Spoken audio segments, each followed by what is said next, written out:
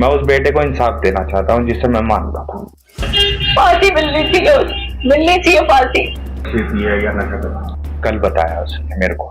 क्या आप सब लोगों को पता है कि ऐसा किया गया क्राइम जो लोगों के होश तक उड़ा देगा। मतलब एक माँ के बेटे को इस तरीके से क्राइम किया है, उसको इस तरीके से जान से मारा है कि उसके बारे में बोलना भी अपराध माना गया है। यह घटना ऐसी है कि आप लोग सुनोगे तो आपकी रूह तक कांप जाएगी। मेरठ के एक घर के अंदर प्लास्टिक के ड्रम के अंदर सीमेंट से भरे होने के कारण, उसमें लाश के टुकड़े होने के कारण पूरे मोहल्ले के अंदर एक हड़कंप मच चुका है। ये लाश मर्चेंट नेवी में काम करने वाले सौरभ राजपूत की है, जिससे उसकी पत्नी ने अपने बॉयफ्रेंड के साथ मिलकर उसको मौत के घाट उतार दिया है। उत्तर प्रदेश के मेरठ के अंदर पुलिस वालों को एक खबर का पता चला था। व्यक्ति हैं जो कि मर्चेंट नेवी में कार्यरत थे। ये 4 तारीख को अपने घर आए थे और तब से ही ये देखे नहीं गए थे। प्लास्टिक के ड्रम के अंदर, उसके अंदर कुछ लाश के टुकड़े मौजूद है, जिस उस प्लास्टिक के अंदर उसको सीमेंट से भी भर दिया गया है। और जिस शख्स की ये लाश के टुकड़े हैं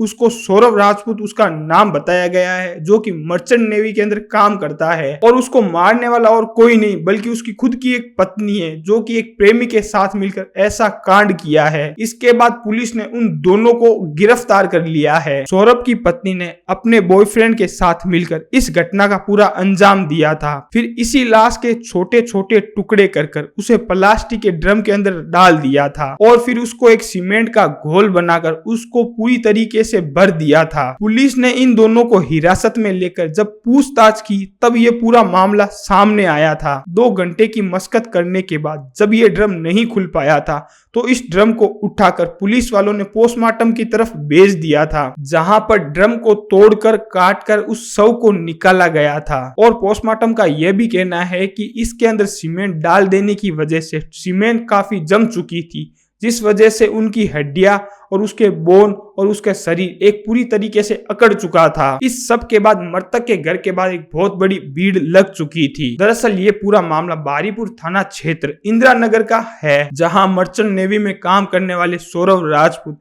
अपनी पत्नी मुस्कान के साथ और अपनी 5 साल की बेटी के साथ रह रहे थे। फिलहाल यह भी बताया जा रहा है कि उनकी अभी लेटेस्ट पोस्टिंग लंदन में हुई थी और सौरभ कुछ दिन पहले ही लंदन से मेरठ की तरफ आए थे। सौरभ कुमार 2016 में लव मैरिज की थी, जिसके बाद उनके परिवार वालों के साथ अनबन चल रहा था और 3 साल बाद सौरभ अपनी पत्नी के साथ एक किराए के मकान लेकर आराम से रहने लगे थे, जिनकी एक 5 साल की बेटी भी बताई जा रही है, जो कि एक 2nd क्लास के अंदर पढ़ाई करती है। 4 मार्च को सौरभ अपने घर आए थे और इस घर के दौरान उसकी पत्नी ने घर वालों व पड़ोसियों को यह बात बताई थी कि वह अपने पति के साथ हिमाचल घूमने के लिए जा रही है, जिसके बाद उसके घर के गेट पर ताला लगा दिया था और जिसके बाद सौरभ और मुस्कान को किसी ने भी नहीं देखा था। और इसी 10 दिन के अंदर मुस्कान ने इन सारी घटना का अंजाम दिया था।